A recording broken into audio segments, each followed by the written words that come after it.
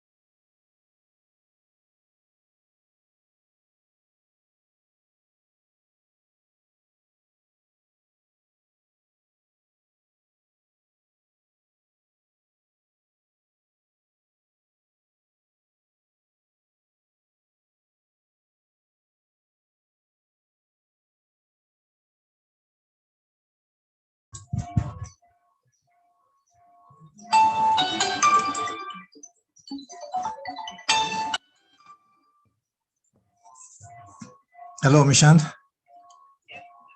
Yeah.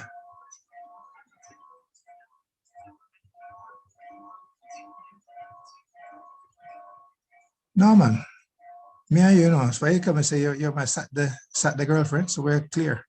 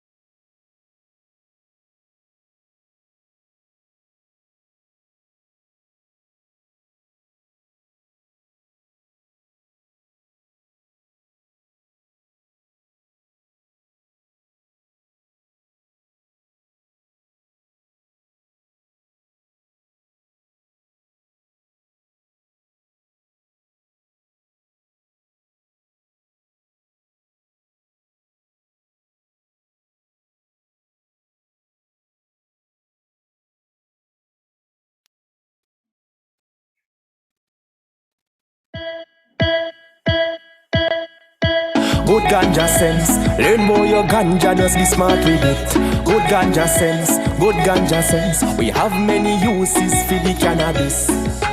Knowledge is power, youths we need that. Ganja smoking and no pitney thing that. Commercial ganja you farm then you reap. Entrepreneurs and scientists see. Good ganja sense, learn about the ganja, just be smart with it. Good ganja sense, good ganja sense. We have many uses for the cannabis. Be smart with your ganja, go get a permit.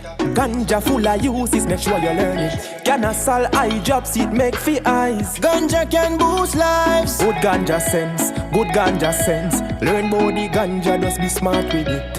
Good ganja sense, good ganja sense. We have many uses for the cannabis. The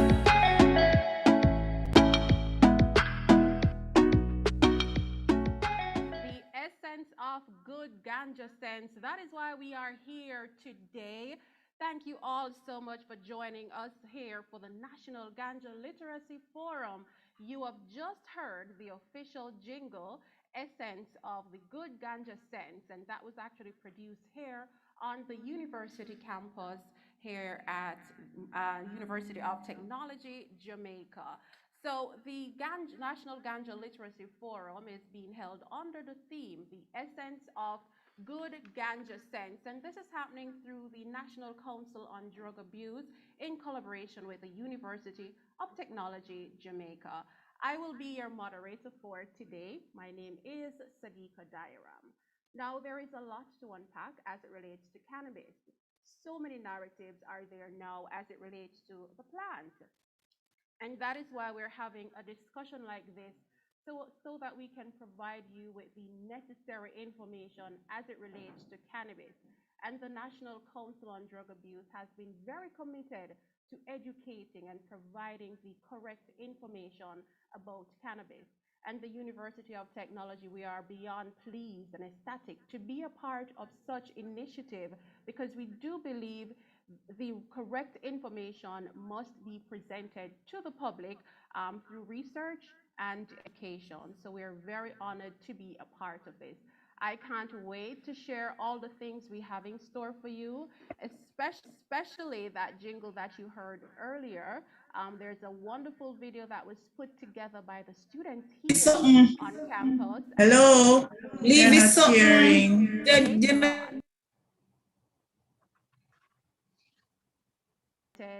I'm going to be inviting Mr. Michael Tucker, the Executive Director of the National Council on Drug Abuse.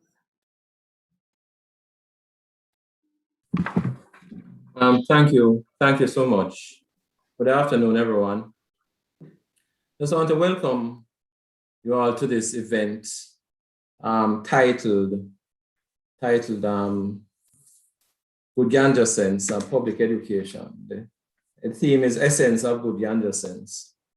On behalf of the National Council on Drug Abuse, the Ministry of Health and Wellness, and the University of Technology, Jamaica, I'd like to welcome you all to this session which seeks to outline the purpose and elements of the Good Ganja Sense public education campaign. The NCD is very pleased to enter this partnership with the Ministry of Health and Wellness and University of Technology, Jamaica to provide evidence-based public education on ganja to the Jamaican population. The essence of this campaign is the use of a balanced approach that seeks to highlight important truths about this plant that has been largely misunderstood. I must mention how particularly pleased we are with the comprehensive and practical approach taken by Dr. Lewis and his team here at UTech. So I want to congratulate you, Prof. Giles, and your team at UTech for the excellent work that has been done. University is to be acknowledged and congratulated for its application of knowledge to action. As mentioned in the earlier session, successive national studies among the general and youth populations have shown that there is a need to undertake ongoing public education to clarify issues and myths surrounding ganja, especially with the changing legal context. These myths and truths will all be addressed through the Good Ganja Sense campaign. Our 2016 island-wide National Drug Prevalence Survey, which was conducted among over 4,000 members of general population ages 12 to 65 years, approximately 1 year following the decriminalization, which was done in 2015. For that, more than 60% of the population were unsure about what decriminalization meant. And that the study also showed there was significant national support for the cultivation of ganja for scientific research, with over 90% of the sample agreeing to this, and approximately 75% support the use of ganja for medical and therapeutic purposes.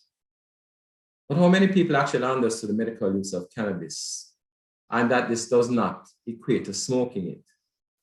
The fact is, there are gray areas in our knowledge and awareness of its values, its potential impact on youth, and a wide range of uses beyond recreational use. More recently, a study conducted in late 2020 among 500 Jamaicans ages 18 to 55 years in 6 parishes found that only 18% of respondents could actually explain what decriminalization meant, while almost 50% incorrectly thought that now it was legalized, that you no longer will be arrested or charged for it. Hence the need for the Good Ganja Sense public education program. Survey also explored exposure to ganja-related advertising. Approximately 40% of respondents reported having seen billboards or ads discouraging ganja use, while approximately 30% saw ads encouraging ganja use, mainly for medical purposes. Additionally, the survey found that 58% of the respondents were aware that herb houses exist, and approximately 20% of them had visited one. It further revealed that the age 18 to 34 age cohort were more likely to visit herb houses to purchase ganja for recreational use and to engage in recreational use while there. Only 6% of the respondents visited them for medical cannabis. As was mentioned this morning, we need to closely examine the role and parameters of these herb houses within a regulatory framework that includes harm reduction measures and adherence to the law. This afternoon's sessions will take us through the essence of Good Ganja Sense, what it means, why is it important, and what we can expect from this public education campaign. Thank you all for being with us, and I urge you to pay keen attention throughout the program because there's a lot of important information that we hope to share now and in the foreseeable future. Thank you, Madam Chair.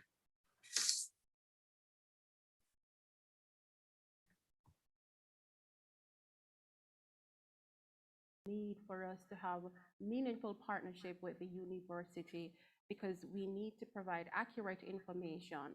So when the opportunity presented itself for the University of Technology to partner with the National Council on Drug Abuse, it was a no-brainer because this is actually one of the mandates of the university to ensure that we partner for educational purposes as well as research. And Professor Colin Giles, acting president of the University of Technology Jamaica, will further attest to this mandate that we have as it relates to education and development. Professor Giles. Thank you, Madam Chairperson. I'd like to acknowledge Mr. Michael Tucker,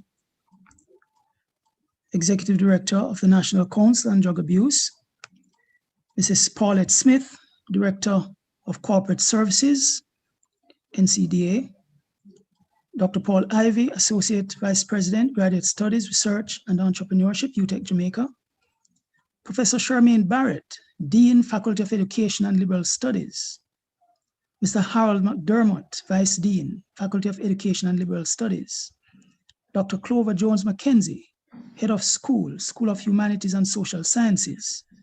Of course, Dr. Rowan Lewis, Associate Professor, School of Humanities and Social Sciences and Lead Consultant on the Good Ganja Sense Media Project.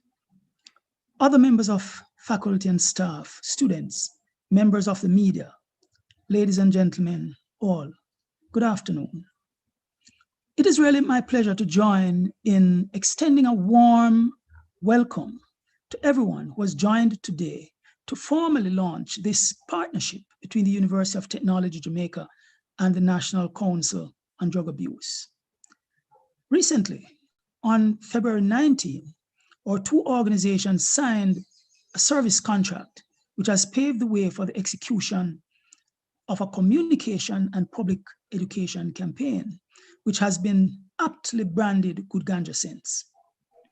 This is a well-chosen name for a campaign which has the overall objective of improving the ganja literacy of the general population, rooted in science rather than in myth. The consultancy for the development and implementation of the Good Ganja Sense messaging campaign is being carried on by the Communication Arts and Technology Unit in the Faculty of Education and Liberal Studies, with lead consultant, as I mentioned before, Dr. Rohan Lewis.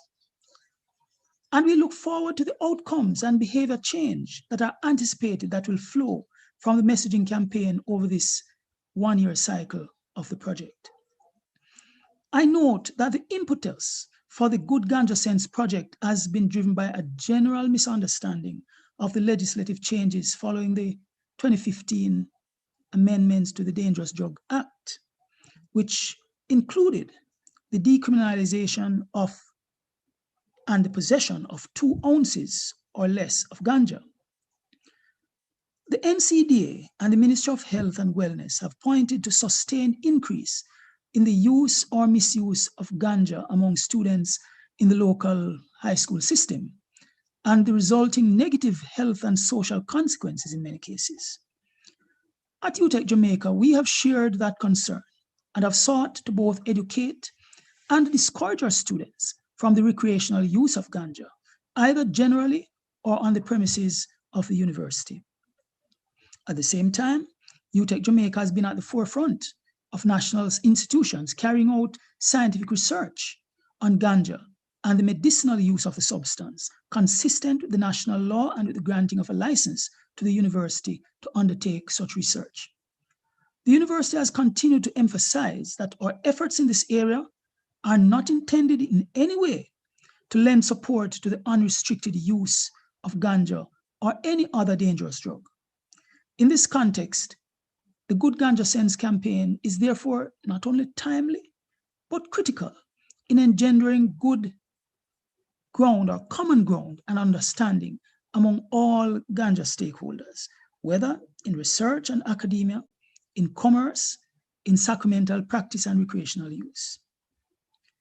We are pleased that the National Council on Drug Abuse has seen it fit to call on UTech Jamaica's expertise in the execution of this important public good campaign. We are happy that you have chosen UTech Jamaica as the vehicle to assist in seeking to address misunderstandings that exist in the population and to educate persons so that they might understand that the amendments are not just about freeing up the weed, as some people might think. This productive partnership with the NCDA aligns well with the mission of the University of Technology Jamaica, which is to positively impact Jamaica and the wider Caribbean through high-quality learning opportunities, research, and value-added solutions to government, industry, and communities. We thank the NCDA for the confidence entrusted in UTech Jamaica on this important initiative. We look forward to a successful working partnership and the fruitful outcomes of the Good Ganja Sense education campaign. I thank you.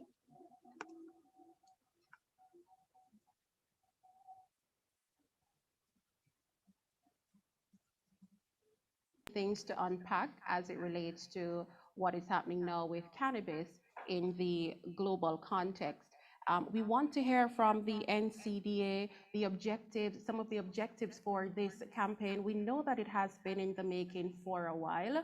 There are so many components as it relates to research, as it relates to existing in a recreational space, in a medicinal space, and we want to hear more about the objectives and plans moving forward with this campaign. I know we're very excited here on the university campus. Our students have been very engaged in the execution process of the messages. It has been a learning experience as well, and we're more than happy to be a part of this. So at this time, I want to invite Mrs. Paulette Smith. She is the Director of Corporate Services at the NCDA. Good afternoon, everyone. It is indeed a pleasure to be here with you today to make this presentation about the overview of our intention behind Good Ganja Sense. So I'm Paulette Smith, and I am currently the Director of Corporate Services with the National Council on Drug Abuse. So let's go into the presentation. So I wanted to provide some kind of history as to why we are doing this and what we have done before. NCDA has been the responsible agency for public education for all drugs since 1983. And usually our focus is on prevention of use through education, and we focus on the ill effects of any drug use. There was specifically no treatment for ganja outside of dealing with ganja as any other illegal substance would have been dealt with. But we realized that the international and local perceptions about ganja were changing, and we were joined with local and international researchers to be reviewing changes that we consider we were supporting for the recommendation of the decriminalization of use. So in managing these changing times, in 2015, Jamaica decriminalized ganja. And between 2016 and 2017, we created a public education program called Know the Facts, Know How to Act. And the focus around that was primarily on building awareness about the changes to the law. But we found that there was certainly need to be able to begin with our young people. At that time, the Ganja Public Education Communication Strategy said that there would be a focus on youth, on farmers, on tourists, Rastafarians, health workers, security guards, and researchers, just because we wanted people to be able to know that the change in the law affected how all of us would have behaved. But I think the focus and the agreement at the time was that we needed to be able to put youth first. If it is that we would have captured their attention and provide correct information to them, we considered that we would be ahead of the game when we're talking about changing the way Jamaicans view ganja. And so between 2016 and 2017, we started a campaign that we called Talk the Truth. Now, Talk the Truth was geared towards youth, but it had a component that dealt with what the changes to the law were.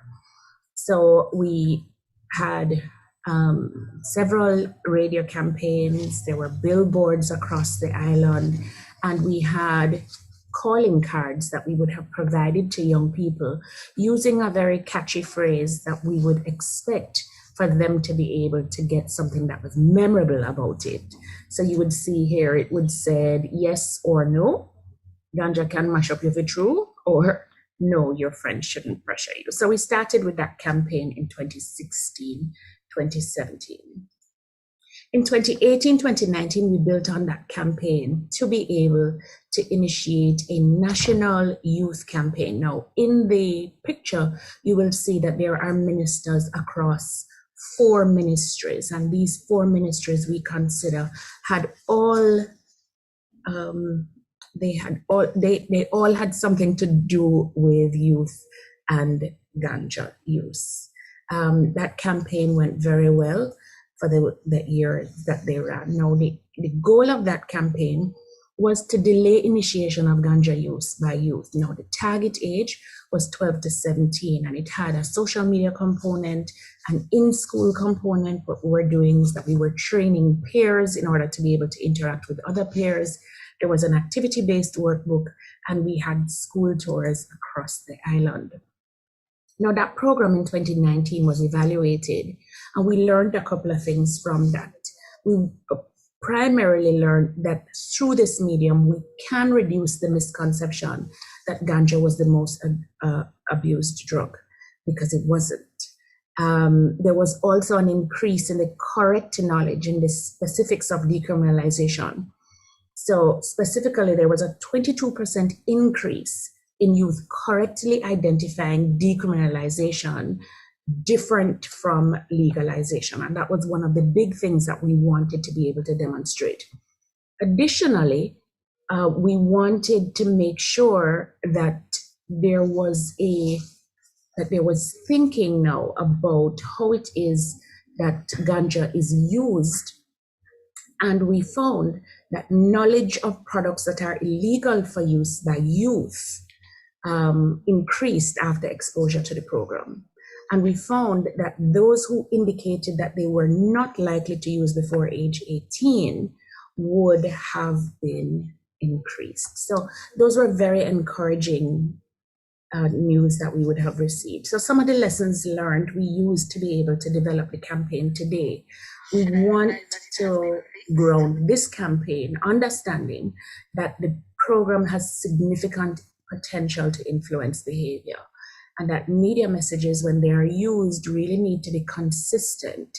And there needs to be a consistent, united effort when it comes to public education so that youths don't get confused, but also that gains are perhaps easily lost. So this campaign is grounded on the principles of collaboration and balance. We want to have public messages that are with regard to ganja, with all of our stakeholders being on board. And those stakeholders would include researchers, growers, CLA, the medical community, the Rastafarian community. And what we're looking for is a balanced message. What we found is that although our stakeholders have different interests, we all have an agreement that says that we are not supportive of underage use. And that's the premise for which we are going to continue our collaboration. So when we talk about round 3, we want a campaign that's responsive to our current environment, grounded in the lessons that we've already learned, and supported by the shared goals with our stakeholders. So the project goal for this project is to improve ganja literacy among the Jamaican population and to strengthen our capacity to make good choices about ganja use. The overall program has 5 components. There's a component of project management, and that's when we will monitor the program. There is a component of mass communication, where we will speak with general messages targeted at different populations. But there's a school component and a community component as well. For our media component, our objective is really to design and employ memorable, innovative, and targeted approaches that will attract a multidimensional audience to the campaign for the purpose of improving literacy. So some of those strategies you will see would be social media advocacy, radio ads, the use of TV ads, print articles, print material, and billboards. For our school engagement, we will continue to be able to work with peer influencers. We want to be able to provide factual and balanced information about ganja, and we want to be able to influence if it is that they use. For our strategies, we will continue to use peer leadership training, and we have an asynchronous delivery of a drug education material that's going to be offered on a platform. We will continue with skill building, because we find that if we build the competencies in decision making and goal setting, that students and their peers would be able to make good decisions. The last component we want to talk through is our community engagement. And here, our objective is to work collaboratively to increase or to create a community-based participatory tools. And these would include storybooks and games and other interactive learning elements for the purpose of reinforcing concepts and generating interest about a balanced approach to medical use of ganja in Jamaica. And some of those strategies would include games and books. But we're also going to be working through training parents and community leaders, and to be able to continue to work with our communities on the ground. We expect as well to be able to have a Good Ganja Sense alliance that's going to happen between all our stakeholders, so that we will have a unified communication message when it comes to ganja use. So finally, NCDA continues to innovate, to collaborate, and to be able to attempt to protect our people. But we want also to say that we are certainly not against ganja at all. In fact, we have been supporting and have been talking about the benefits for ganja for several years now. And so our protection, we want to take that to say that our protection is really of our young people and our most vulnerable. We expect that this campaign is going to be able to do that, and we look forward to rolling it out for you. So thank you so much for listening. Thanks. Thank you so much, Mrs. Smith. That is certainly a 360-degree approach to communicating the messages and the effective usage of medicinal cannabis and what it can do.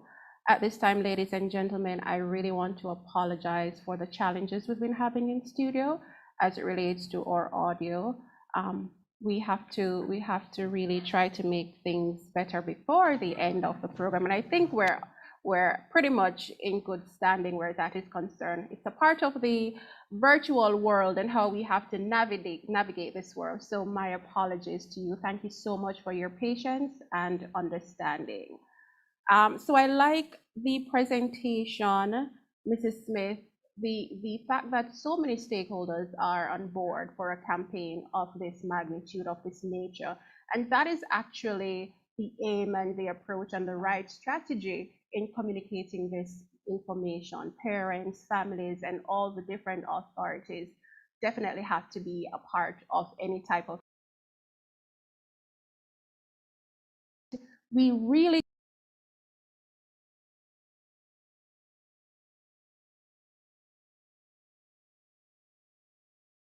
regulatory body sees to the lawful and regulation of the industry for medicinal, therapeutic, and scientific purposes. So that is the Cannabis Licensing Authority. They are present here today. They are a part of this campaign, and at this time we will be hearing from them. Ms. Faith Graham, she is the Acting Chief Executive Director. Nice to have you. Hi, good afternoon. Good afternoon, everyone, and I thank you so much. I'm happy to be here.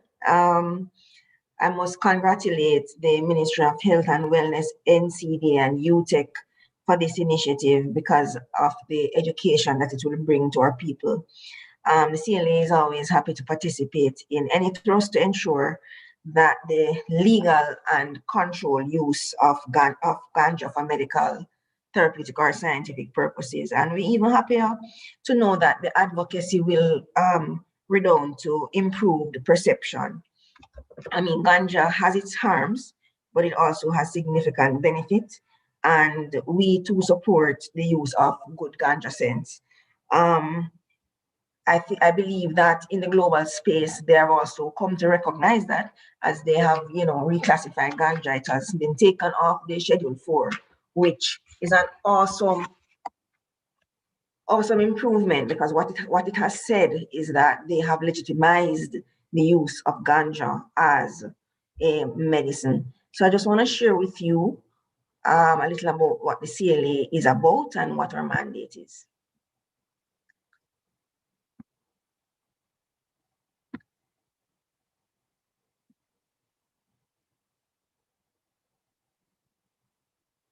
Are you seeing my screen?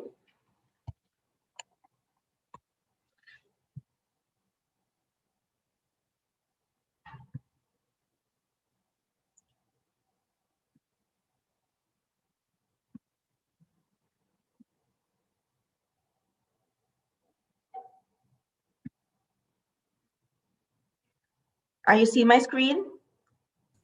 Not yet. Okay. Not yet. No, not seeing anything. How about now? Yes. All Got right. it now. So, Thank you. pardon me?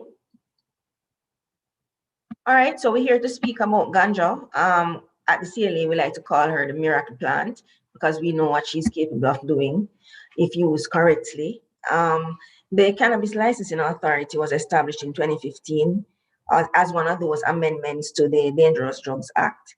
Prior speakers mentioned decriminalization, which was also part of those amendments. So the Cannabis Licensing Authority has the power to make regulations for the issuance and regulation of licenses, permits, and authorizations for the handling of hemp and ganja for medical, therapeutic, and scientific purposes. And also, in everything we do, we have to ensure that we do not contravene Jamaica's international obligations. And those obligations refer to the 3 international conventions that the Jamaican government ratified. More so the single convention on narcotic drugs, which is what laid the framework for us to have a medical cannabis industry. And based on those obligations, we had to amend our local legislation. And that is why the Dangerous Drugs Act was amended in 2015. And with the authority being empowered to issue regulations, we promulgated the Dangerous Drugs Cannabis Licensing Interim Regulations, which we just call Interim Regulations for short, in 2016. Now, I won't delve too much into what decriminalization has done, but because it has been mentioned, but what I wanted to point out is that possession for 2 ounces or less, persons can no longer be arrested, charged, and jailed for this. And as a result, there were also consequential amendments to criminal records so that persons could have records expunged. Rastafarians had their right to use it as a sacrament observed, and each household was allowed 5 plants for their personal use. The thing is, with these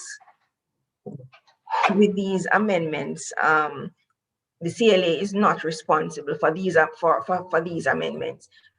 Sacramental use falls under the remit of the Ministry of Justice, and household use as well as the possession of 2 ounces would be for the Ministry of National Security. So our vision, we are to be the global benchmark for excellence in the medical cannabis industry through an inclusive and effective regulatory framework.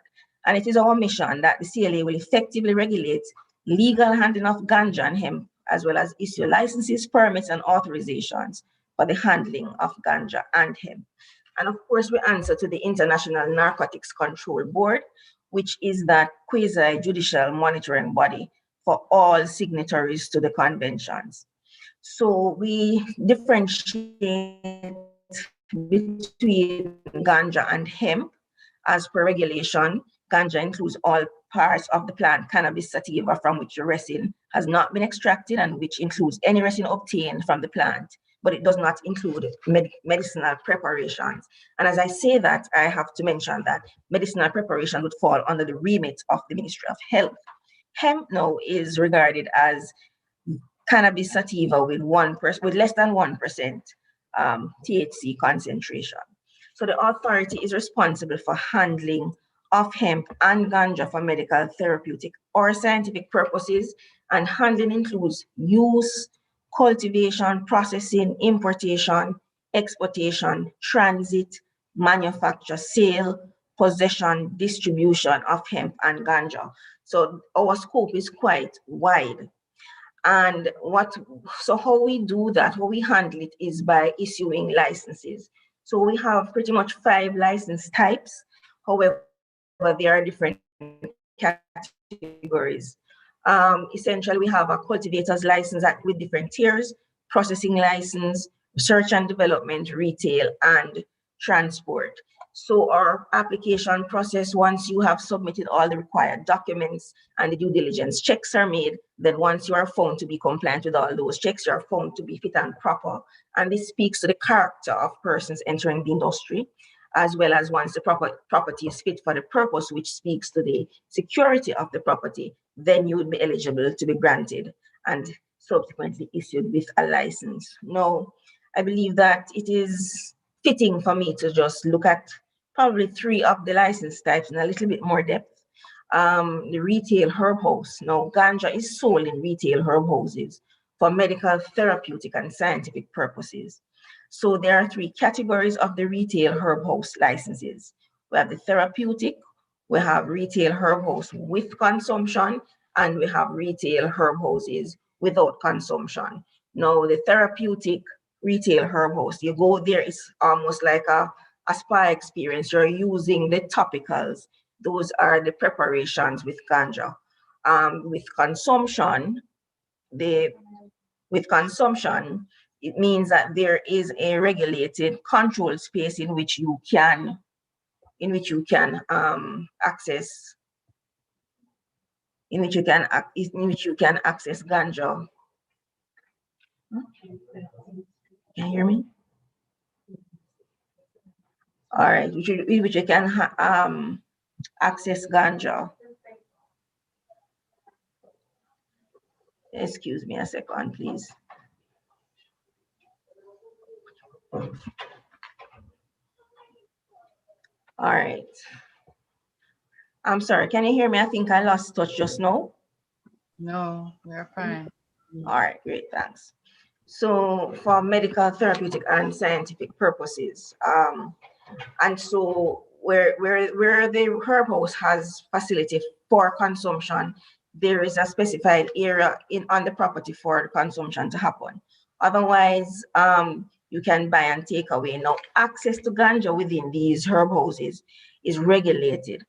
And it's really, in order to gain access, persons who are ordinarily resident in Jamaica are allowed with the written prescription or recommendation of a registered medical practitioner to access this ganja. Anything outside of that is outside of what is supposed to happen. Where it relates to persons who are not ordinarily resident in Jamaica, to access ganja, they are supposed to produce a voluntary declaration, and this is coming straight from the Dangerous Drugs Act, a voluntary declaration signed by that person or other satisfactory evidence that the person's use of ganja is for medical or therapeutic purposes as prescribed or recommended in writing by a medical practitioner who is entitled to practice in the jurisdiction where the person is ordinarily resident and is in possession of a valid permit. Now, that person would take the proof or the evidence that they are entitled to take ganja for medical purposes to the Ministry of Health and submit an application, and upon which the ministry would issue to that person a permit so that that permit can be brought into one of our herb houses to access ganja legally. Now, we also have a research and development license, and there are two types. We have the analytical, under which testing is done, and experimental, where we have clinical trials being done. And of course, our processing license, in order to obtain one of these, persons have to satisfy requirements under the Food and Drugs Act and Standards Act, Bureau of Standards, and Ministry of Health. Would also need to provide certification, good manufacturing practices, and of course, where necessary, clearance from NEPA and NRCA. We issue also export authorizations, and since 2018, we have issued 20 such authorizations for research, medical purposes, and so on, to many different jurisdictions: Canada, Australia, Israel, Zimbabwe, etc. We believe that the major threats to the industry would be diversion, which is the movement of ganja from the legal trade into the illegal trade, and inversion, which is the movement of ganja from the illegal trade to the legal trade. And so, based on that, we carry out monitoring activities through our Enforcement and Monitoring Division, where we have track and trace being done, monitoring being done, and the enforcement of security requirements for access control. And this division is made up of site inspectors, enforcement officers, and also has a cannabis specialization unit. So just to give you an idea of the statistics, we have so far issued 29 cultivators licenses, 22 of which are active, 11 processing licenses, 9 of which are active, 28 retail herb houses, 22 of which are active, R&D 3, and 1 active. And as I have the opportunity now, I really would like to encourage persons to apply for this kind of license, because it is not just a quick win for Jamaica, but it's for the long haul in terms of developing those patents and the continued research so we can make our mark in a different way about ganja. So this is to give you just an idea of how the licensed ganja sites are distributed across the island. And so you will see that, of course, majority would be cultivator and then coming in retail second. And we're right across the island. Of course, we are mandated to regulate hemp, and this we have we only regulate hemp for medical and scientific purposes, which means that the THC content, of course, would be less than 1% and the CBD content 10% or more. So far, we have issued no objections for the cultivation of hemp to 8 entities, 4 of which are active. And as I had mentioned earlier, we do report to the International Narcotics Control Board, which would be about what we produce in the island. And thus far, we have issued 73 licenses, 20 export permits, and right now we have 104 licenses that are granted. All has to happen now is for those persons to pay their license fee, and then they will be issued with the licenses. And of course, there are 441 entities at the conditional approval stage, which means that they have a few more hurdles to cross before they can be issued with the license. So I just close off by saying that we have challenges in this industry, but it is not specific to Jamaica. There are the correspondent banking restrictions, the testing capabilities locally, certainly COVID-19 and what has come with that. Persons complain that our regulatory framework is too robust, and others complain otherwise. There's, of course, still the ambivalence and demonization of ganja, which I know that this campaign will help to improve, certainly improve overall. There's some amount of uncertainty and misunderstanding surrounding regulatory remit with the CLA and the Ministry of Health, and so greater partnership could help to mitigate that. And of course, there are always going to be budgetary constraints. So looking ahead, we will be promulgating a cultivator's transitional special permit, the dangerous drugs import-export regulations, hemp regulations. We'll be looking to incorporate standards that were promulgated by the Bureau of Standards last year, strengthening MOUs for testing, and of course, amending our dangerous drugs interim regulations. We will have continuing to host our workshops so that we can provide technical guidance to the industry. And the standards would include good manufacturing practices, good agricultural practices, and standard guides for the disposal of cannabis and cannabis resin. We believe that there are several opportunities within cannabis that are untapped. You know, when we include the small farmers, we'll see the socioeconomic impact on their lives. There could be a reduction in crime due to the contraction of the illicit space. You know, we can look to patents and even further investments in research and so on, creation of employment, and of course, revenue through export. And more than anything, improving the health and wellness of the society through the proper use of cannabis as the miracle plant and medicine that it is. And that is the end of my presentation. Thank you so much, and all the best with this campaign. Thank you so much, Ms. Graham. Certainly a lot of information right there, but useful information. I do like the reference to the plant as the miracle plant, cannabis as a miracle plant. I know you have a lot of questions, ladies and gentlemen. We'll be answering those at the end, but it is an educational experience for us, learning so much about cannabis. And a lot of persons tend to have misconceptions regarding the plant. So it's only fitting for us to actually engage communities to get a better understanding, because that is how you can actually do proper research and to implement policies that are needed and necessary to assist in proper usage of the plant and the overall educational aspect of this plant. So at this time, I'm going to take you inside the community with this video. It is our Ganja community grounding video. Have a look.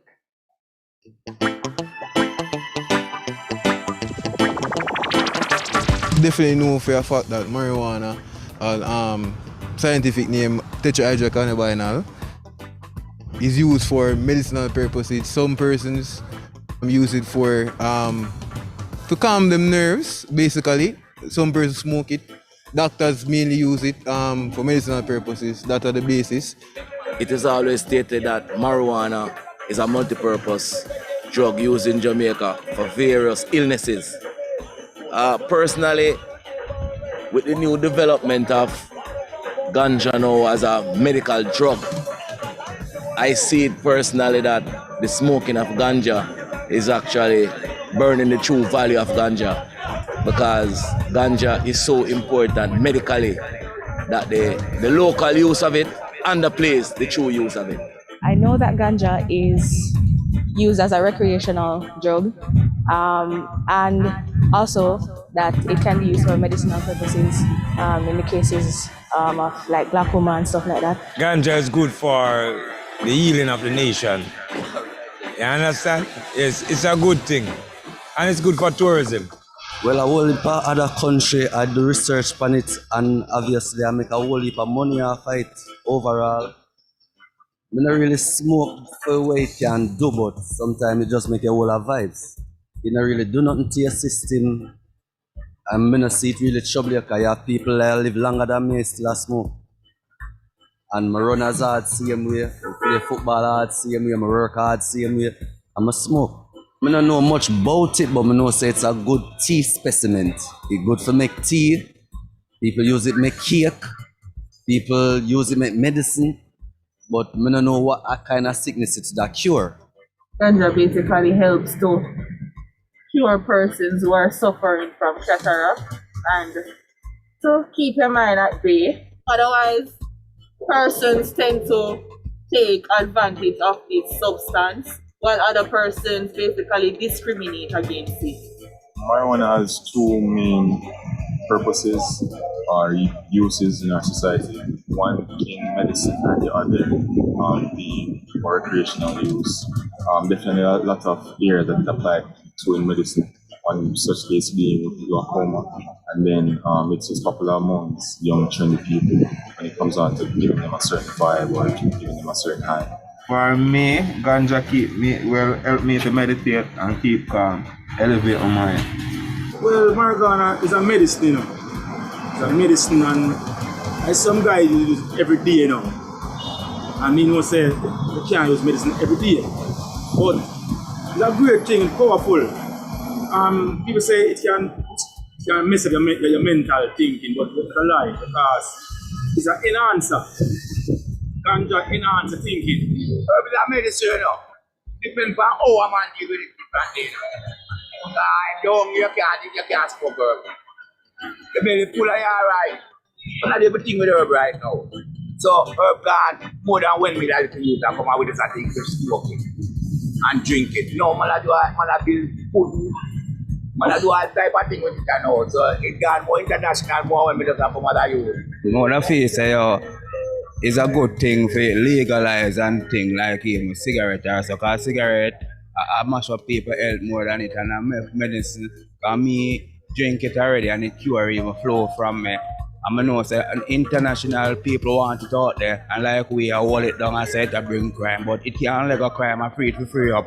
And enough poor people that reach out to it, enough farmer like myself. Excess amount of smoking marijuana leads to psychotic behavior. That's why you find so much crime. The ganja, the music, everything. The ganja is a main boost of the crime. I'm done the argument. Thanks.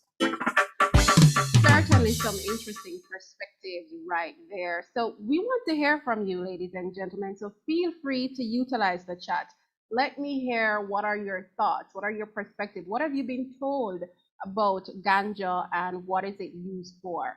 I know in recent times I have been hearing a lot of discussion surrounding the usage of ganja for pain. So research maybe would have been done, and they have been leaning towards ganja being very useful for Alzheimer's, for epilepsy, for cancer, and just pain overall.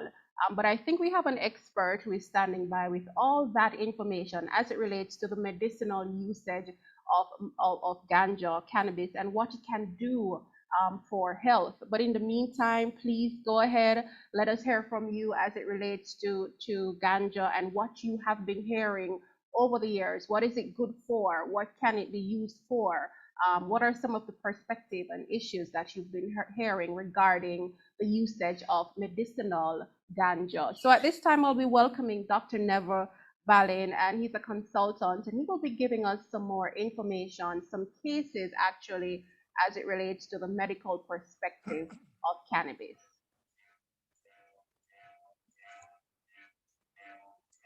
Okay.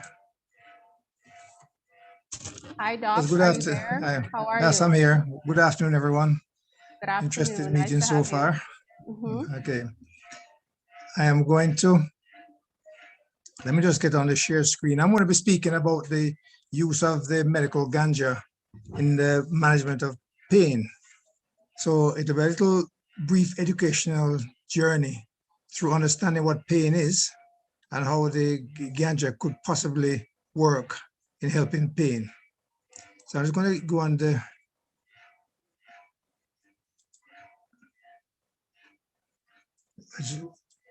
share the screen. Okay, can you all see that?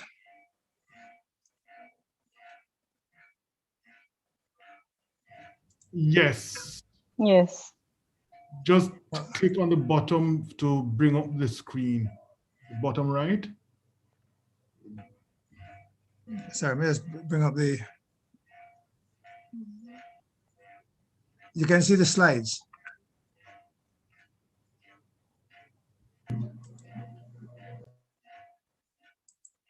From beginning. Okay. Okay. We're now going to, this will be on the screen here. Okay, you can see the slides though. Can we all see the screen? Yes, Dr. Balin. Yes, we can. Okay. Well, I just wanted us to go into the talk because, and we have the time constraints as well. So, well, I'm going to look at some clinical case studies in relation to pain. And first of all, let's just try and define what pain really is. I mean, just on screen, in 1968, there's one definition which I like very much. Pain is defined as whatever the experiencing person says it is, existing whenever he or she says it does. Important.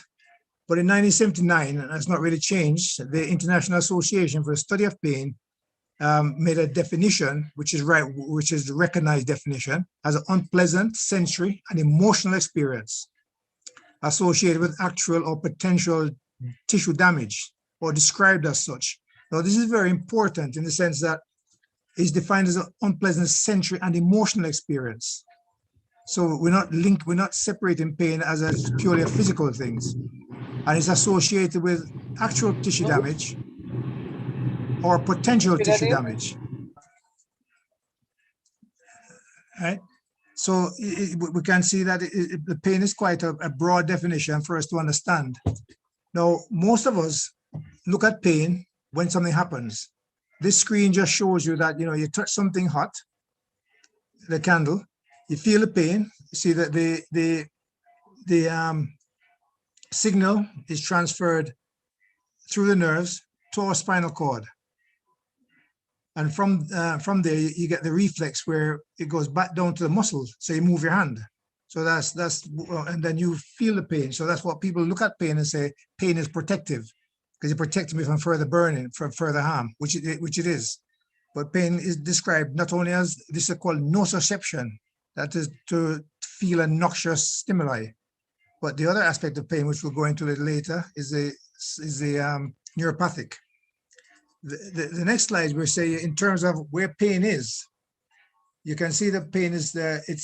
You get this burn in the hand, transmitted through the nerves to the spinal cord, but it goes to the brain. So I hear people say all the time that, oh, it's in their head. The pain is in the head. There's nothing wrong with them. Everybody's pain is in the head because we have to go up the spinal cord. So the brain now tells you, what do we do? Do you stay where you are? Do you move the hand or whatever what's required? And the brain modulates what happens.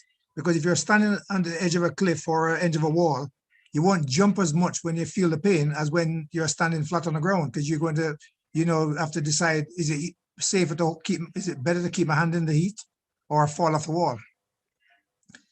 So, that's just a very basic run through of what we talk about physiology of pain perception, how to perceive pain. And then the brain, when it goes to the brain, we can talk about the behavior.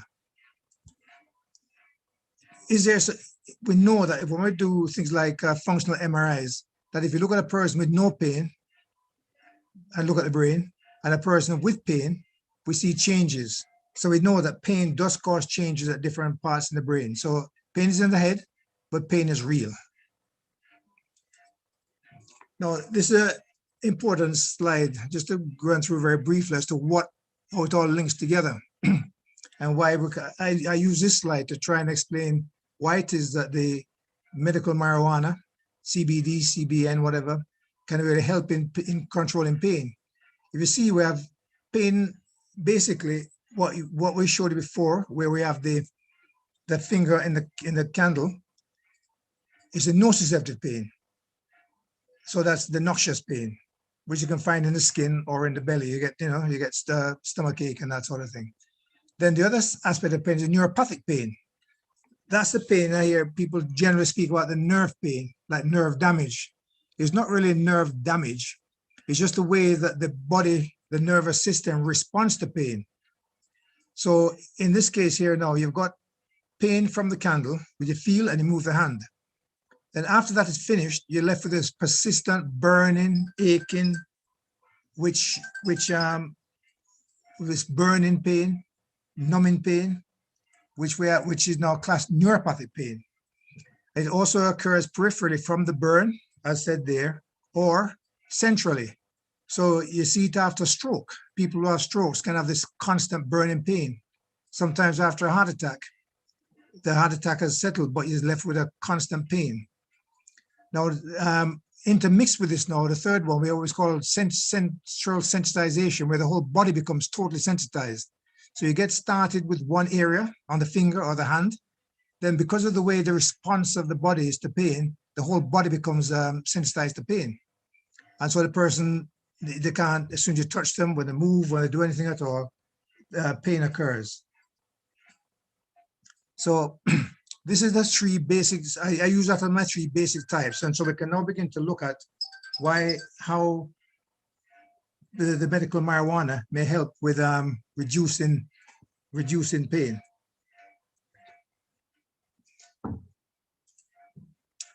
When we look at pain, which is unresolved, if you look at this slide here, basically we're seeing that it can cause several things. Just very quickly, it affects the simple self-esteem.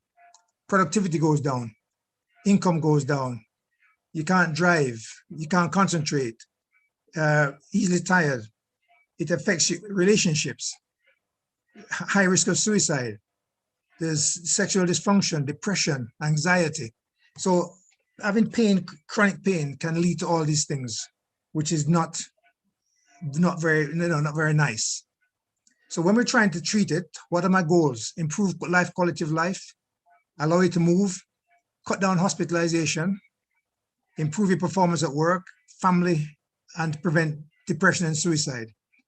The issue with depression and pain is very closely linked, because a lot of the chemical neurotransmitters that transmit pain also responsible for depression.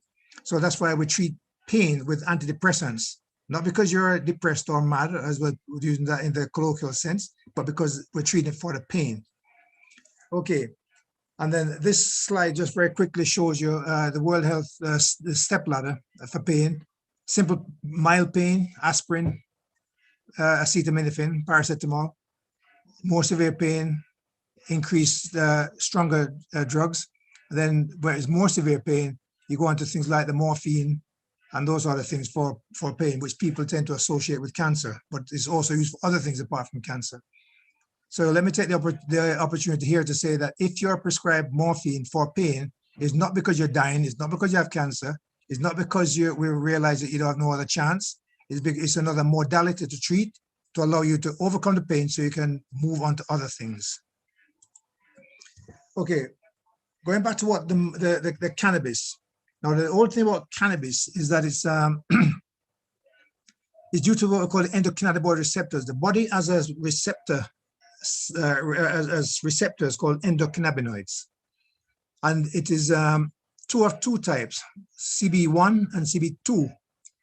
And the CB1 type of receptors is found in this mostly in the central nervous system and the nervous system, whereas the two are found in the other systems in the body. I'll show that a lot later. Now, all the endocannabinoids, such as which is the medical marijuana, CBD, CBG, THC, they can bind to any of the receptors, but it depends on which one it binds to as to what the effect is going to be. So what we find is that with those that the THC, which binds to the central neurotransmitters, to the brain, that tends to give you the psychoactive aspect of it, and that's why people tend to say, "Oh, ganja," to say, which I hope we won't be saying in the future. Ganja makes you mad because we know you have the psychoactive effect when it's bound to the CBD1 receptors, whereas other receptors like the CBD2, you'll find it in the gut, the kidneys, the heart, and when it's bound to any of those receptors in any of those organs, then the effect will be different based on the organ which it binds to. So the importance of this really is to say that for us to consider the use of medical marijuana, ganja, medical ganja, to work, we have to consider and understand that we have a neurotransmitter system in our bodies consisting of that binds to the endocannabinoid receptors on the tissues. And we call it modulatory, so they modulate the response of the organ system to which they're binds to. This picture just gives you a good an idea of where they're bound to. So the CBD1, which is mainly in the central nervous system and in the gonadic region down here. And the CBD2, which is this one, are mostly in the peripheral tissues. But you will see that there's some CBD1 also in the periphery along the nerve systems. Okay? And this one shows it a little clearer that when you get the CBD, that the endocannabinoid receptors, the cannabinoid receptors are in all the areas in the brain, central nervous system, endocrine systems, skeletal system, the lungs, the digestive, the urinary system, bladder, the reproductive. So that when we speak, people say that the magic plant that we're hearing about now, it works for everything. And so that everybody has a good thing to say about the medical marijuana, because it does work on the brain, works on the muscle system, and the lungs, digestive systems, skin. So when persons say, I get cured from this, well, I'm not one to disbelieve because it depends on the activity on whichever receptors. And here now, we can see again, with the receptors, brain, learning, memory, control, anxiety and depression, appetite, which we know that we hear that people who smoke the ganja at least, they have certain change in appetite or whatever. So this is the reason why, because the receptors are there's binding to the receptors. It affects the heart, the muscles, the GI tract, motility. Can we use it for person with GI problems? Energy. Here it's used for pain, nausea. People who are vomiting is used for that purpose to prevent it. Reduces intraocular pressure, which we know because it's used there, where preparations made for that. Right? In the lungs for opening up the lung fields to allow it to breathe easier. So these are the effects of the the cannabis binding to the receptor sites. So I just want to go through just a few case studies of which I've been looking at some patients, looking at different aspects of pain. Sorry.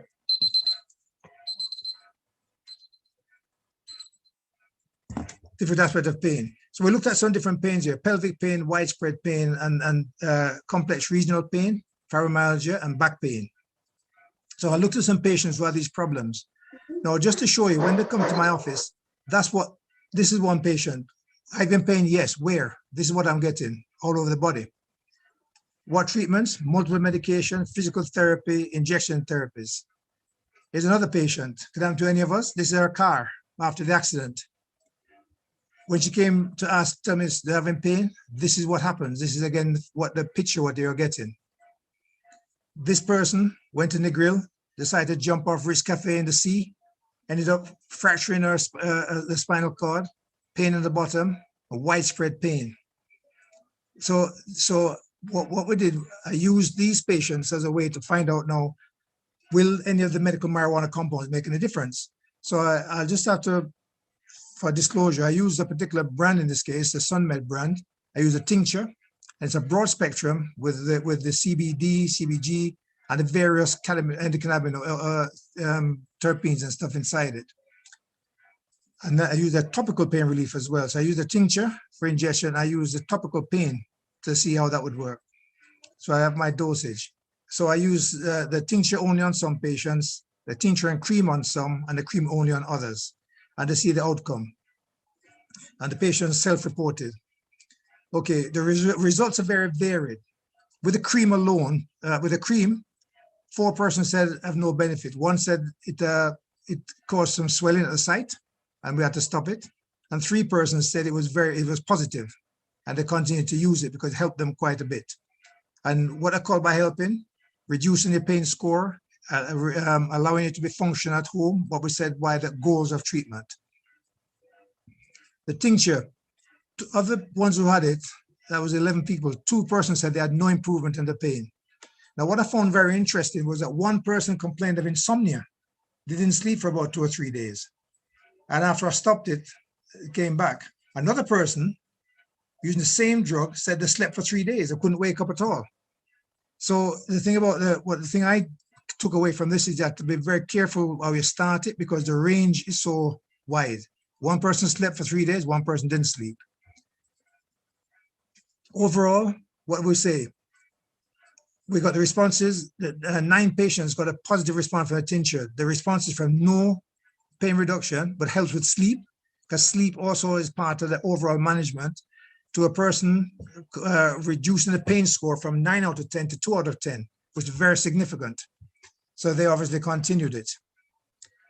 Other things, so that was the main course I used for these patients, but I did some observational studies on other persons where epilepsy, I found it very, very good in controlling some person with serious epilepsy requiring ICU admission. And after starting the CBDs, they managed to reduce hospitalization. So I found it very, very successful in those few patients I've done. It's not, I wouldn't say it's a cure because very, very limited trial what I personally have done. Similar Alzheimer's disease, I've used on persons who are very stiff, not moving, and the response I've got from the family members is that they're more receptive, they're moving better. One successful area I've had is I've had a few patients coming back from particularly North America where the opioid epidemic, and I've been using it to help me to wean people off opioids in conjunction with other pain medication, and this I've also found quite successful. So that's an area which I've been really working on because I found it very useful in weaning off opioids. So just a takeaway message, it's not a panacea. Medical marijuana for pain is not a panacea. The endocannabinoid systems, like we said, is varied. It's in central and the peripheral systems. So depending on how the thing binds to the receptors is what the outcome is going to be. So we have a very variable response. But it is very effective in selected populations. So if it works, definitely we'll continue to use it. Thank you. I'll wait your questions. Thank you so much, Dr. Valin. I mean, I am learning so much about the magic plant. I think it's okay for us to call it the magic plant after today. So much information, and I do like these presentations. I think they underscore the essence of why we're here today. Good ganja sense, and I'm already having a better sense of what this cannabis plant is about, its usage, its effectiveness. I know you have questions. We're going to be answering your questions later on. We're still going to have our experts at the end. So write down your questions, put them in the chat, because we want to hear what you have to say. We certainly have a wealth of information. And I must commend the NCDA for this campaign, because we really have a lot of information from the different aspects and the different components from medicinal cannabis, from starting up your business, understanding the licensing process, as well as learning about the impacts when it comes on to pain. This is what we call policy in action, policy in motion, and the NCDA is doing an excellent job where that is concerned. And I think we have Miss Colette Curlew, who is standing by to give us some more information as it relates to the policy when it comes on to medicinal cannabis. So she is Director of Client Services. Welcome, nice to have you, Miss Colette Curlew. Good day, and thank you so much for having me.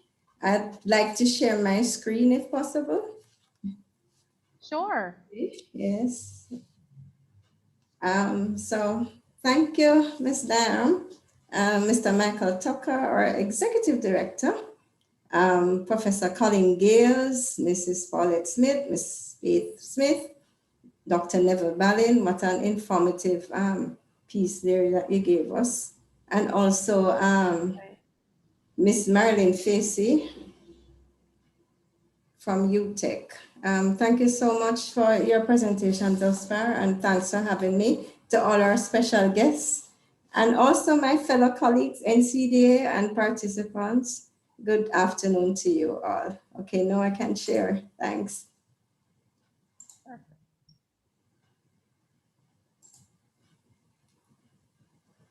So today we'll be talking about, are you seeing my screen? Just want to make sure. Yes? Not yet, we're seeing you. Okay, tell me when you're seeing my screen.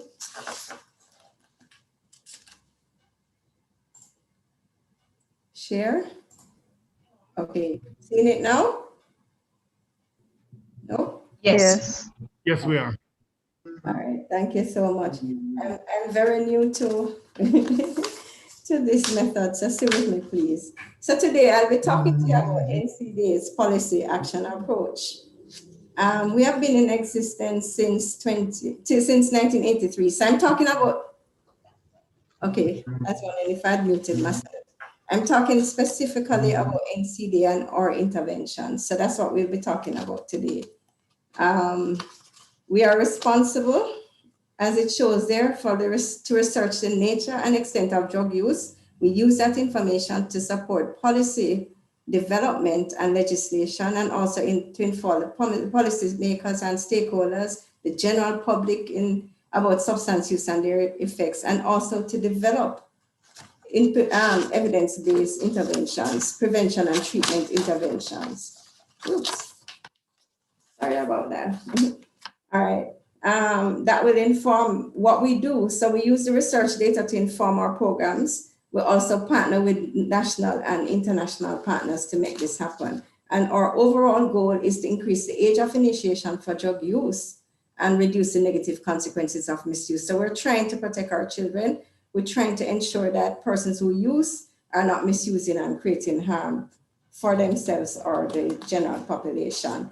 So what we do is that we base our current evidence from the research findings. We use that information to guide and establish our drug prevention principles. We also use drug prevention principles and models. So we use the evidence that's out there, what's the best practice out there, to guide our interventions. We know that persons do not exist by themselves. They're part of a social ecological system. And so any program that we use must look at what the system that they're into. So we're talking about, because they don't exist within a vacuum. but rather they're part of a socio-ecological system, and therefore an effective prevention program must include policy. So we have to look at the big picture. So that's why you see the socio-ecological approach. You see the public policy here. We're talking about what are the laws governing it? What are the legislation that's there? What's the policy that's there? And we use that now to guide our interventions and to create little nervous. Sorry, we use that as well now to guide our programs, which we implement in communities, we implement it within organizations, and we help the individuals to build their life skills, and we increase their knowledge and skill sets. So we're doing this, and we are very interested in protecting our children. That's a big part of what we're doing. And it's better to bend the tree when it's young, right? That's what they say, rather than when it gets old. So we don't want the children to get access to these substances at all within the communities. So we're doing it from the community out. We target communities, and we also train persons within the schools and the primary healthcare sector to do screening and brief intervention. And we are also looking into workplaces where they're trying to boost their policies, their drug policies. And for those persons that come to us as well, we're available to do drug counseling. This is a holistic approach, and it is required to be effective. So we have to work on the individual to the community and for the community inwards to the individual. So it's a holistic approach that happens. And we're also doing it along a continuum of care. So we're doing it from promotion, where we're disseminating information about drug and its harmful effects and where they can get services. We're using universal, selective, and indicated prevention program. We're doing early treatment as well for persons that have started to use. We're doing treatment for those that have been diagnosed. We're doing relapse prevention, aftercare, and also harm reduction. So it's along the spectrum of continuity of care. We don't do this without, so what we do now, we get the evidence, and we're using this data to guide what we do.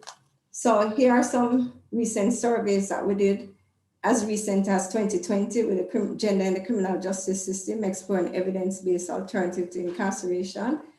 And these surveys are national, some of them, and some of them are population-based or target groups.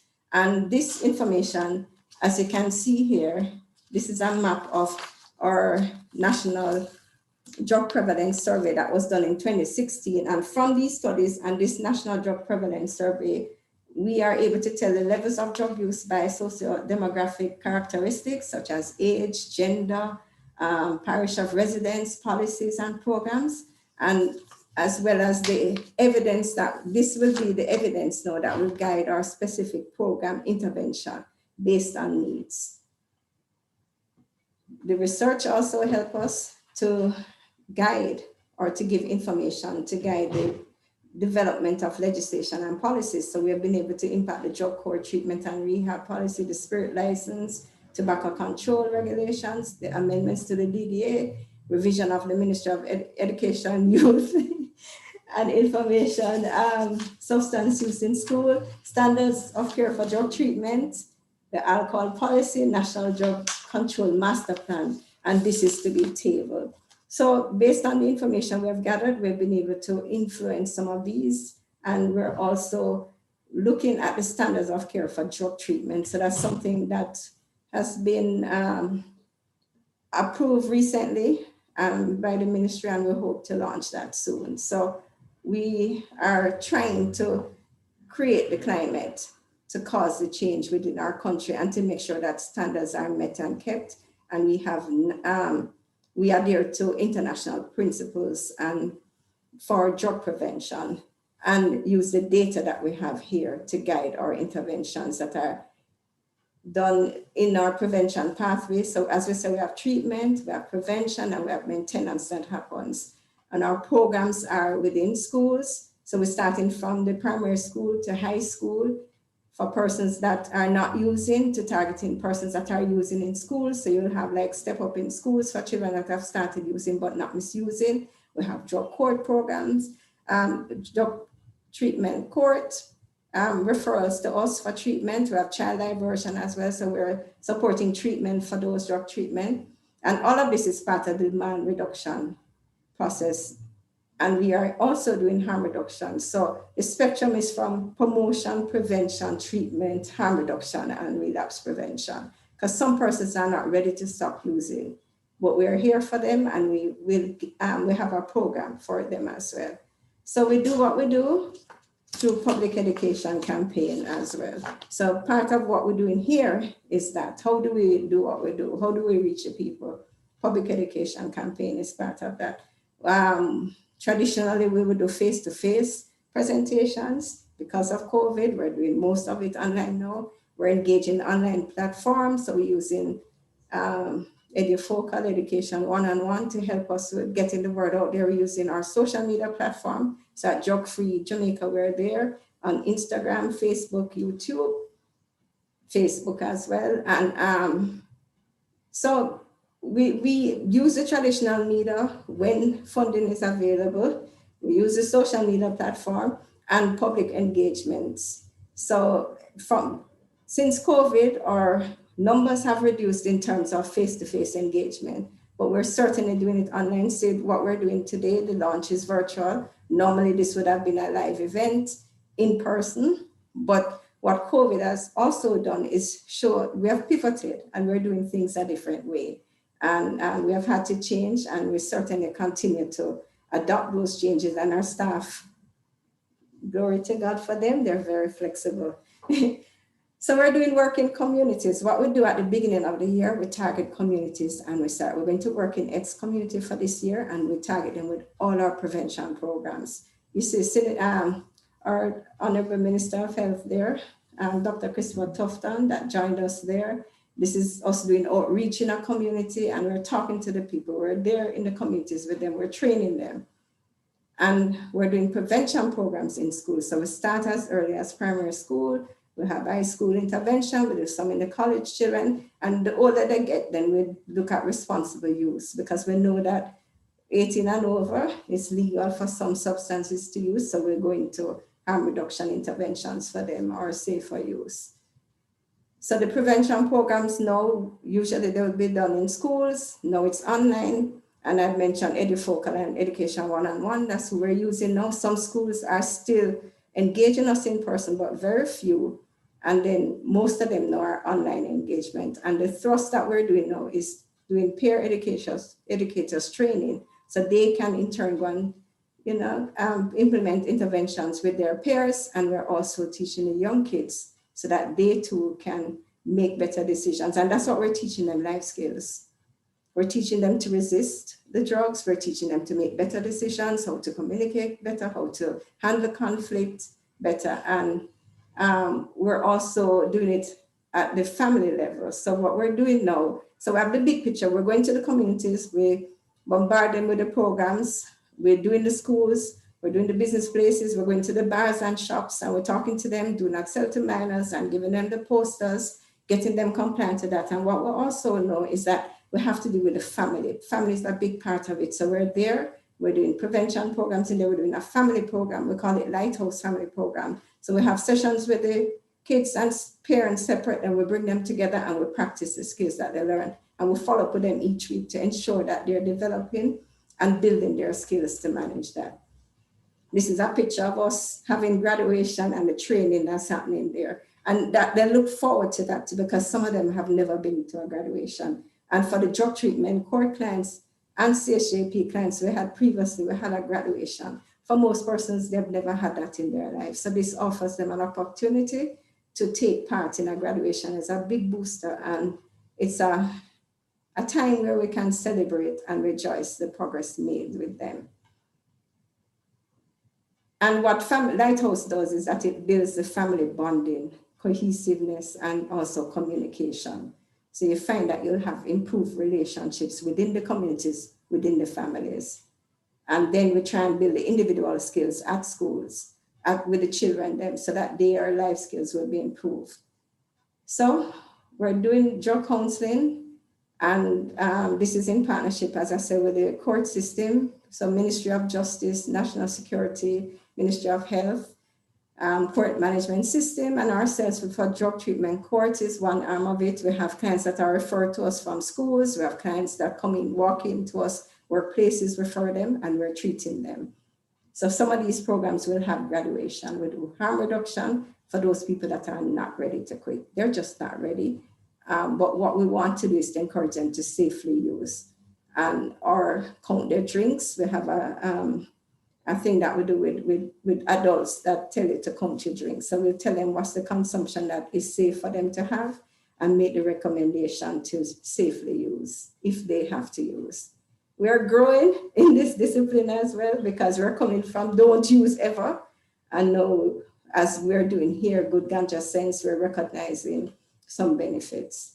We're training persons because we can't do this alone. There's one of us generally in a parish that's doing both prevention and treatment. So we're training our stakeholders, we're training the primary healthcare workers to do screening, brief intervention, and referral to treatment.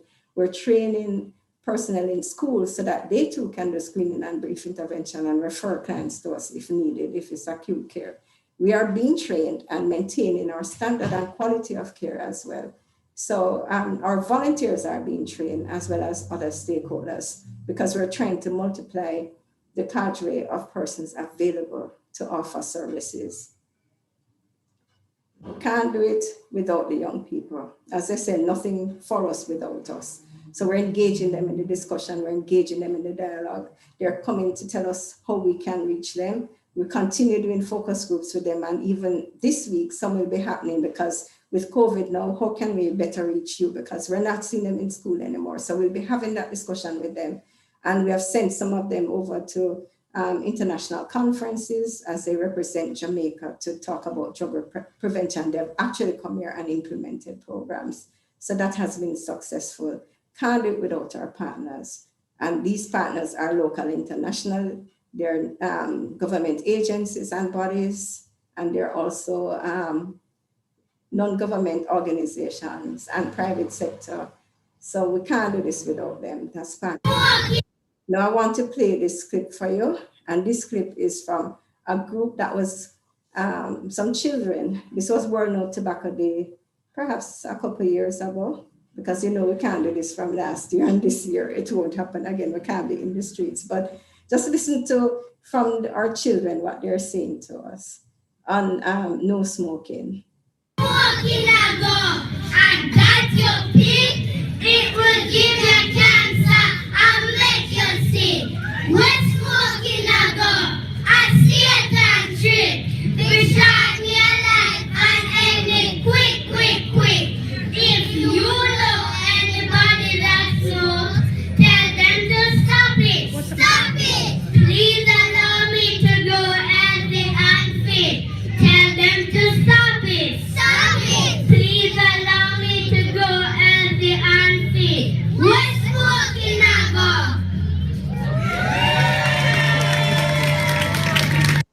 Despite what we do and how we use substances, critical to this process is the protection of our children. And so we engage them from early. We get them involved in the discussion. We want them to go home and have these discussions with their parents. Don't smoke around me. Smoking ganja or cigarettes not good for me around me. So when I inhale it secondhand smoke or even third hand because it's in the upholstery and the furniture or the curtains or even the car, it's not good for me. So this was them playing their role and doing their role in making this possible. And if we have them advocating for us, then we have lives being changed one at a time. And so I would like to thank my NCDA family because without them, this would not have been possible. They're dedicated, they're committed, they're flexible, they're passionate. Did I say committed? They are a great set of persons to work with and for. And because of them, we are changing communities, we're impacting lives one at a time, and especially our children, we are protecting them. So that is it from my presentation. Thank you so much for allowing us a chance to speak and for you to hear from NCDA side how business is done here. So thank you so much. Thank you so much, Ms. Curlew. Excellent presentation. Come on, let me see all the emojis. Round of applause for that presentation. We're smoking a go. Excellent indeed. Drug counseling, lighthouse family, harm reduction, training, life skills, a lot of initiatives happening there. Excellent indeed. I see the responses. Excellent as always. Excellent presentation. Ms. Curlew, love that video. We're smoking a go, definitely. I like how you mentioned the commitment from the NCDA. Now, I want to also mention the commitment from University of Technology Jamaica, because we're definitely committed to the cause, and our students are also very enthused as it relates to the production and creating the different messages. And one person who is really, I want to say, beyond committed, hardworking, and very engaged in the creative process is Program Director Marlene Facey here at the University of Technology Jamaica.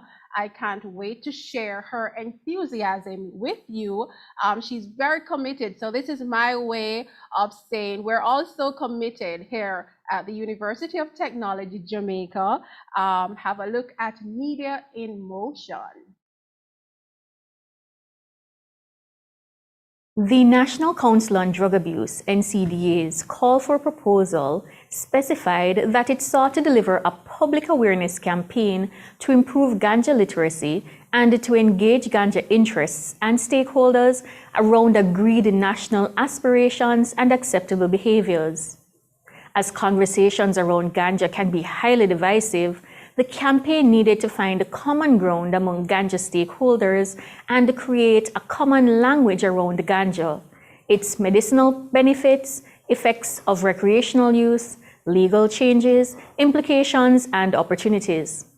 Consistent with the brief from the NCDA for the Ganja Literacy Project, Good Ganja Sense, the media campaign we have developed has 4 objectives, with messaging related to resorting to science as the basis of making decisions regarding good ganja sense.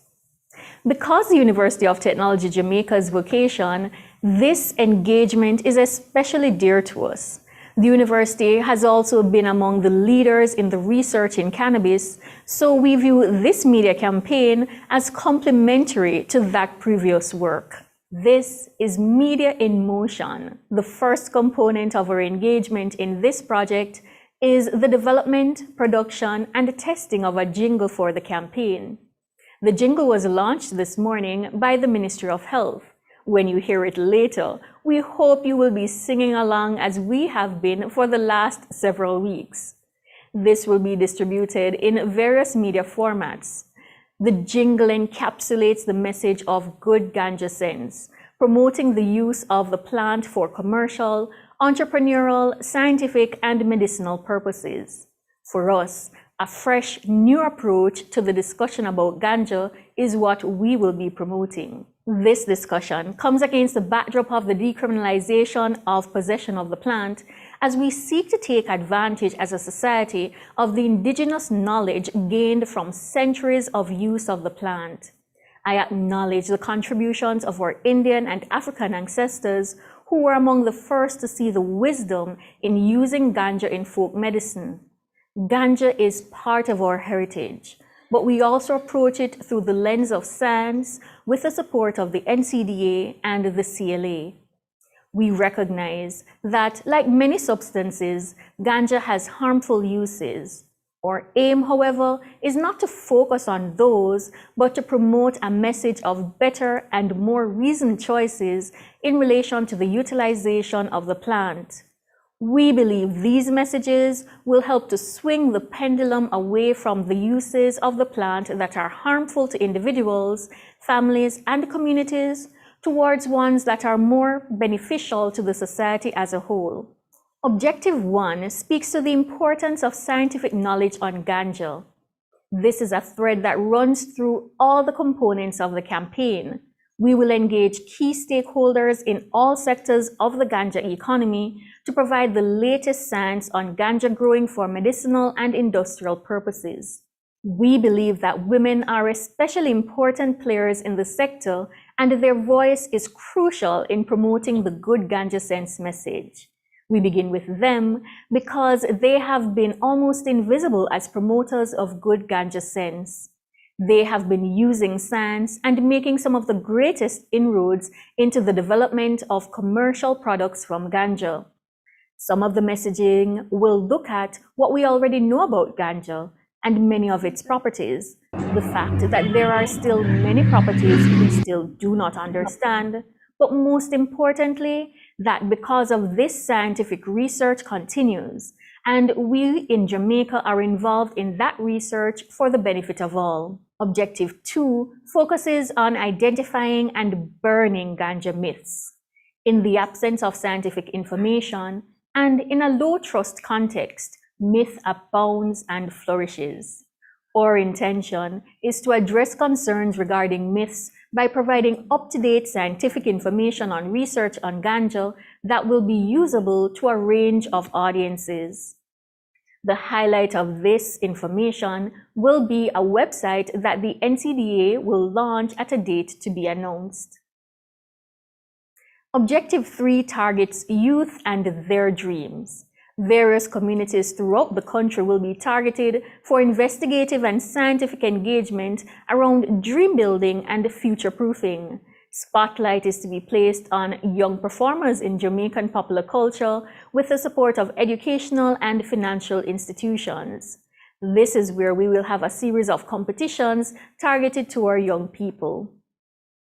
Finally, our fourth objective provides messaging support that promotes positive role models for youth with the support of civic and social institutions through youth groups and other fora. A variety of contests and competitions will also be part of this component of the project. All components of the campaign will be supported by electronic and social media messaging focusing on going with the SANS. It will also involve bus panel ads, electronic billboards, as well as jingles, radio and television ads. CAT Productions was founded in 2017 and is an in-house media and communication production facility in the School of Humanities and the Social Sciences, Faculty of Education and Liberal Studies, located on the UTech J.A. Papine campus. CAT Productions is the production arm of the Bachelor of Arts in Communication Arts and Technology BA CAT. We work with lecturers and technologists as we guide BA CAT media students to execute internal and external projects, creative communication, and media messages. BA CAT students therefore receive hands-on, real-world experience. They engage in the process of working on ideas and transforming them into final master copy that is ready for use in a variety of media, including new media, video, television, audio, and print. Thank you so much. Good ganja sense. Learn more your ganja, just be smart with it. Good ganja sense. Good ganja sense. We have many uses for the cannabis. Knowledge is power, youths we need that. Ganja smoking and no pitney thing that. Commercial ganja you farm then you reap. Entrepreneurs and scientists say. Good ganja sense.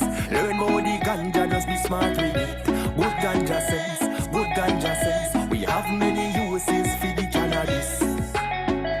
Be smart with your ganja, go get a permit. Ganja full of uses, make sure you learn it. Make me tell you, can a solid make for eyes. Ganja can boost lives. Good ganja sense, good ganja sense. Learn about the ganja, just be smart with it. Good ganja sense, good ganja sense. We have many uses for the cannabis.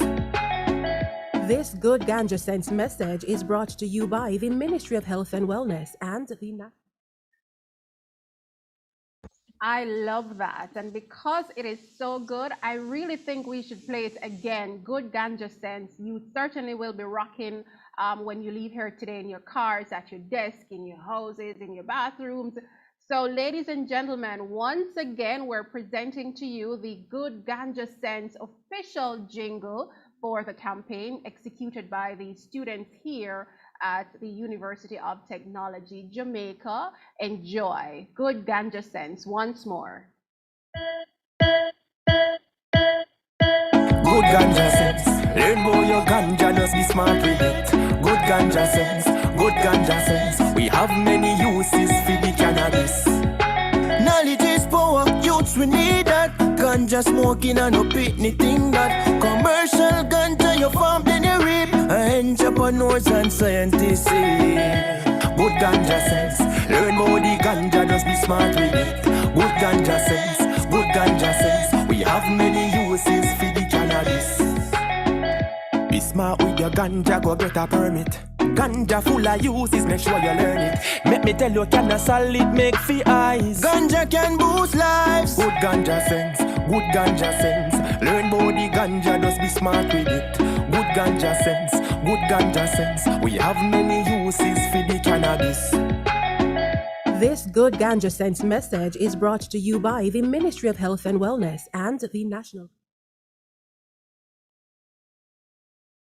Yep, I am already rocking to the Good Ganja Sense jingle, good production team that is coming from Michelle Beckford. Love it, jingle good. That's from Josine, and people are already asking for the link to the jingle. But ladies and gentlemen, we also have artists here. Feel free to book them for your upcoming functions. They're actually students here on campus, but they're multi-talented. So we have a few artists among us. Please feel free to ask for their details after this. Siobhan says, song Badman. Jamal Harris, he said, I hear me. He's actually one of the singers in this jingle. So very good job, guys. Blessings for these talented students. Love it. Keep the comments coming, ladies and gentlemen. We're at the section now where you get to speak. You get to ask all the necessary questions about what we have been presenting to you at the start of this program. So feel free to comment in the chat to ask questions as well. Someone was asking, can we get the video, the link that was sent in the chat as well? So feel free. When will it hit television? When will it hit the airwaves? Anyone can? It will soon hit the airwaves. I know you guys are excited. We are too. So we can't wait. Thank you for the YouTube link. I definitely will share. Certainly, and the launch has just started, ladies and gentlemen. We're going to be having a forum next week, women in ganja, and Marlene alluded to this earlier, the extent to which sometimes women are marginalized from this industry, and we will be unpacking some of those issues next week, Tuesday. Please stay tuned for the details as it relates to the Zoom link for that. June Thompson saying, very informative. I'm real sorry a wider cross-section of the populace is not privy to this interaction, but that is what this campaign is all about, June. We'll be rolling out messages on different platforms to reach and target the different sections of the population. So this is the official launch, and look out for more information as it relates to all the different platforms and areas of what was spoken about, from pain, the medicinal usage of marijuana, the different case studies that were presented, what the NCDA is doing in the education institution with our kids. It's a lot of information, and I'm sure we will find a way to package everything creatively for the airwaves and for you and other persons as well to share. So while we wait on the questions, this is what I want you to do.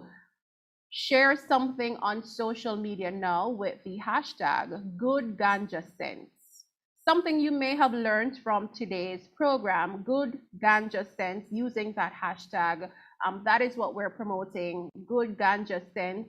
It was a very informative launch, a lot of information we need to digest and revisit. So please feel free to go ahead and share on social media. Thank you very much. I'm from Kiwanis Club of Linstead. Congratulations, UTech Jamaica talent at its best. And that's not even the surface of what we have here on campus, Craig. Yeah, we have a lot of talent here on campus. So thank you for that. It was really an engaging experience for our students, very informative. They learn as they were doing their campaigns. I'll be looking out, sure. Just make sure you follow us on all the digital platforms. Very catchy jingle, positive message, indeed. Good ganja sense definitely is the hashtag for you to use on social media. Look out for the campaigns, the messages that we will be hashtagging. And this is what we want you to also do. Because the jingle is so catchy, it's also very positive. And I was rocking, I'm sure you were rocking as well, or dancing and moving around. We want you to create your own interpretation. So this is a Good Ganja Sense challenge. We want you to create your interpretation of the dance, of Good Ganja Sense jingle, post it, tag us, and you might win something. We're not telling you what you might win yet, but please go ahead in the upcoming weeks. Go ahead and do your Good Ganja Sense interpretation. It's the official challenge of that. So go ahead and post on social media and all the different platforms that you use. Let me see what other comments are there in the chat. So it's Good Ganja Sense. So you have to tag Drug-Free Jamaica. Sorry, Drug-Free JA with your whatever choreography you have in mind. Go ahead, create that and tag Drug-Free JA. Good Ganja Sense, that is what we are promoting here today at the official launch. Still no question. Any comment we have? Do we have a question in the chat? Let me see. Very catchy jingle. That was from Kevon. Yeah, I enjoyed it as well. It'll certainly stick in our psyche for quite some time. But please do look out for all the information, the campaign, the messages that will be rolling out in the upcoming weeks. And we have our Women in Ganja forum next week, Tuesday as well. So if we don't have any questions at this time, I really want to thank you, ladies and gentlemen, for staying with us. It has been our pleasure here at the University of Technology, Jamaica, to present the official launch of the National Ganja Literacy Forum. It was very informative, engaging, and we really want to thank all the necessary stakeholders who have been a part of this. Please do look out for the upcoming messages. Until then, I want to say, be safe and practice good ganja sense. I am Sadiqa Diaram. Have a wonderful evening.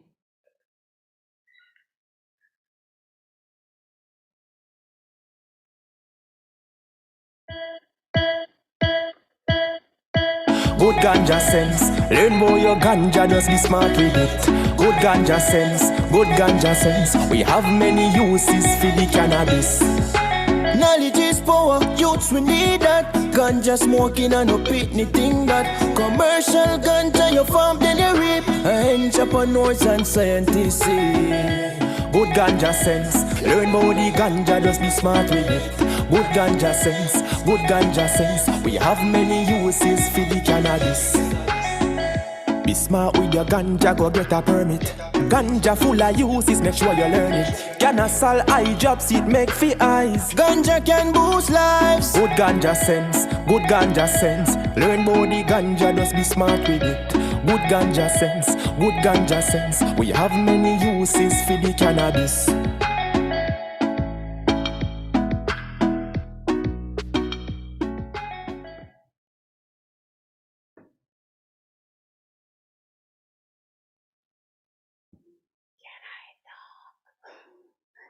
Sure.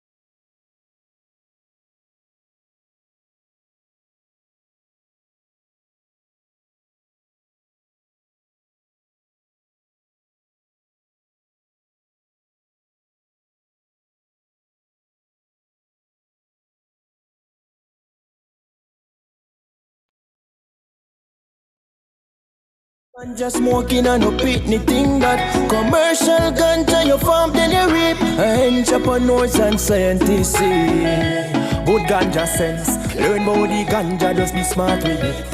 Good ganja sense, good ganja sense. We have many uses for the cannabis. Be smart with your ganja, go get a permit. Ganja full of uses, make sure you learn it. Can solve eye drops, it make for eyes. Ganja can boost lives. Good ganja sense, good ganja sense. Learn about the ganja, just be smart with it. Good ganja sense, good ganja sense. We have many uses for the cannabis.